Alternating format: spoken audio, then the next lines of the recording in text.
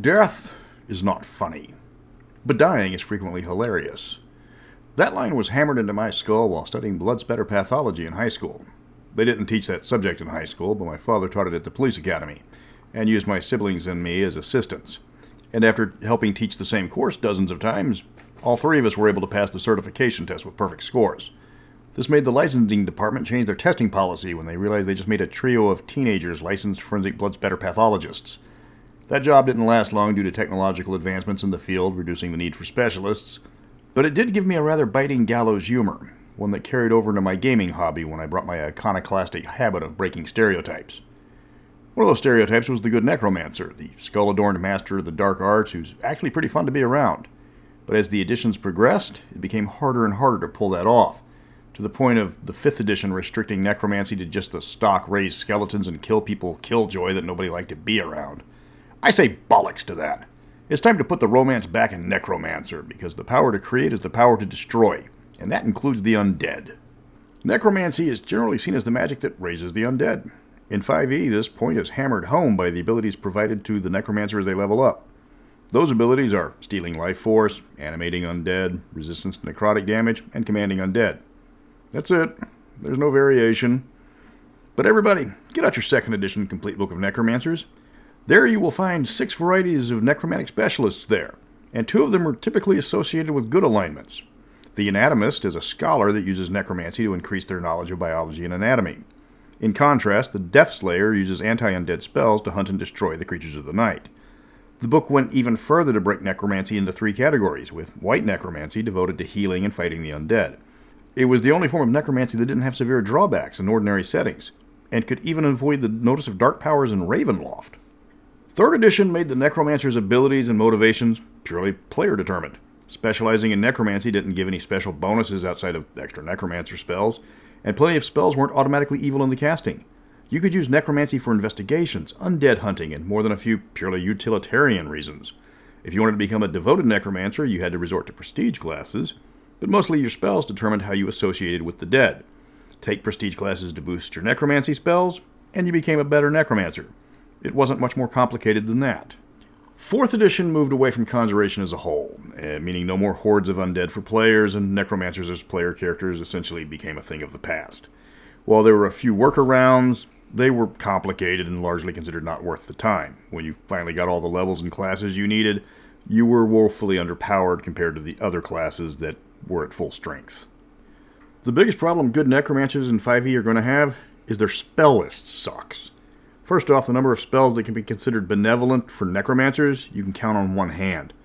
You don't get the vast number of anti-undead spells like 2nd and 3rd editions gave you. The staple Death to Undeath didn't make it to 5e. Necromantic spells shared by other schools like Detect Undead were given to the other school. You don't even get Hold Undead anymore. The other major problem is the default damage of necromancy is necrotic, which is ordinarily useless against the undead. But how do you deal with undead if all you can do is necrotic? By going all iconoclastic and ignoring all the mandates that 5th edition dictates on how the classes work and making the game fun again for all those perky goths out there. Necromancy was poorly neutered by the removal of save or die spells, reduced now to save or suck. Death spell is gone. Finger of Death is heavily nerfed. There's a lot more examples, but we aren't trying to kill the living, but we're trying to return the undead to their graves. We must start bringing over past spells to make the good necromancer useful. You can create save or die spells that only affect the undead. Deanimate dead, if you will. Cast this spell on a group of mindless undead of a certain challenge rating or lower, and they snuff it. No save. If they're intelligent undead like ghouls, they get a saving throw, just not a con save. Maybe intelligence or charisma as they try to stay undead as you remove the magic that keeps them animated. You don't picture a necromancer casting spells that do radiant damage, but that's the best damage against undead. That's why you do the save or die. Plus, the image of a necromancer slamming his staff on the ground and all the skeletons falling apart is awesome.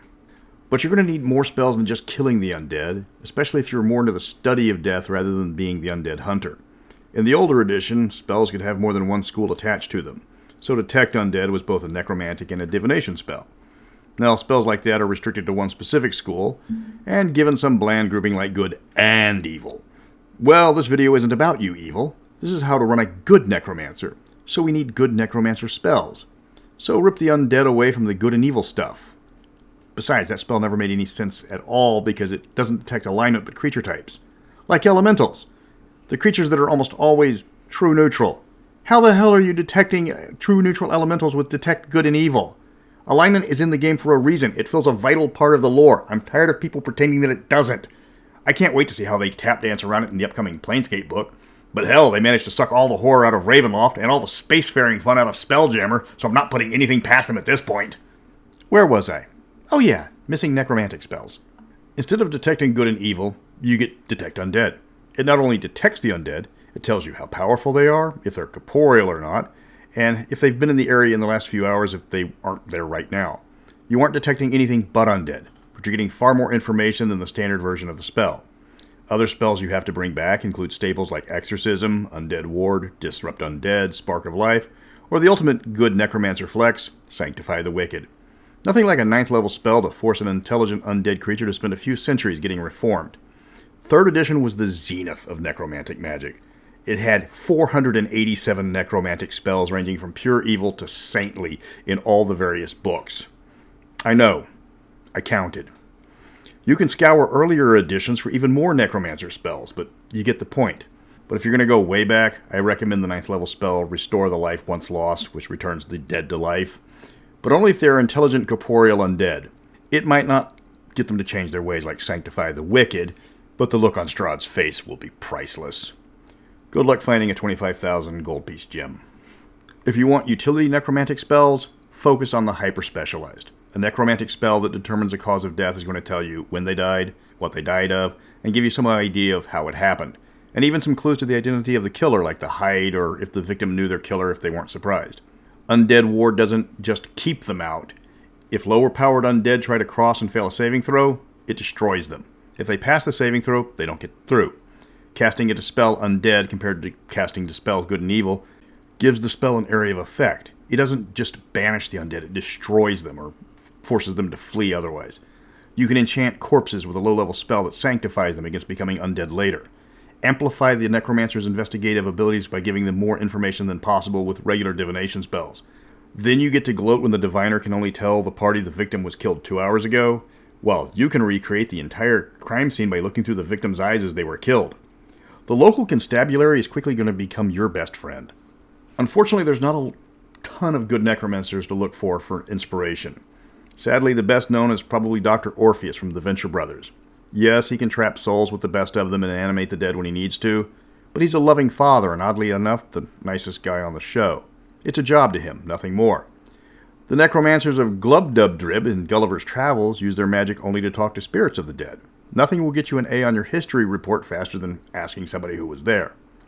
In the Mystara setting, you've got Moradin, the patron immortal of Necromancer, and Gallows Humor, among several other domains. Remember, Mystaran immortals can overlap their domains, unlike gods. He was a necromancer in his original life and known for his friendly nature and benign demeanor. He was possibly the only OSHA-compliant necromancer in the history of D&D, with all the warning signs on his property telling people exactly what was happening in his domain. He studied necromantic magic, but he wasn't out randomly raising undead, instead paying for corpses through legal channels. Nothing screams I'm not your normal necromancer like a Hawaiian shirt. From the Garth Nix book of the same name, Sabriel uses necromancy to hunt down undead spirits that have escaped the underworld and return them. Her spell selection is mostly anti-undead, augmented by numerous magic items to protect against the undead spirits and use it as a weapon against them. She's from an established line of necromancers, recognized for their duties, and respected by the people she protects. One thing you must remember when making a good necromancer is not all settings view necromancy as a bad thing. In many settings, once the soul leaves the body is just a husk. The Dustmen of Planescape are one of the most famous necromantic factions in all of D&D, and they're the personification of true neutral. In my long-lingering setting of Azarkard, the people there are monotheistic, knowing that they will be reincarnated after death, so there's no attachment to their bodies. The Necromancers Guild of the city uses corpses as cheap labor or for mundane tasks like sweeping streets. As long as you can keep the magic beneficial or just utilitarian, the Necromancer has no reason to have a public stigma in those settings. That brings us back to the problem of 5th edition shoehorning necromancers into the evil animator stereotype. You can't be a great undead fighter because those spells don't exist. You can't be the greatest homicide detective of all time because those spells don't exist. You are turning corpses into zombies because that's how the rules are written. Well, screw that. It's time to come up with better rules. First, before you do any of that, convert about 30 of the older spells into 5th edition so necromancers can have some variety for a change. Okay, going back to the conversion. At second level, you get 2 abilities. A discount on necromantic spells. That's a stock ability that all specialist wizards get based on their particular school, so there's no need to change it.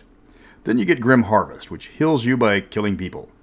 Well, we can change that to spend an action to see how long a body's been dead. Undead Thralls cement the stereotype by letting you raise undead. And that's the stereotype we're trying to avoid. That becomes when you cast a necromantic spell against an undead creature, it loses any resistance or immunity to necrotic damage it possesses. Now we're hunting Nosferatu. Inured to undeath is beneficial, so we keep that. No changes. Command Undead is again screaming, "Look at me, I'm evil."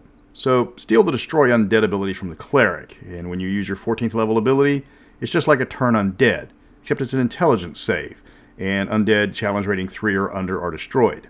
This goes up to challenge rating 4 or under at level 17. If they're over that challenge rating, they just flat out skedaddle like being turned. And seriously, a charisma save in the Control Undead ability? What wizard's going to pump up charisma at a high level just for a single ability check? There, now you can play your good aligned Necromancer. Remember to dress for the part. Put on the Hawaiian shirt, wear the garlic necklace, paint your face like Deathclock, and learn all the dance moves for Thriller. I despise games that force you how to play a certain way. 3.5 was notorious for this with their cross-class skills. 5th edition does this with several subclasses. But if I can make one player's game better by giving them a new look on a class that was once a lot more fun to play, then I've done my good deed for the century.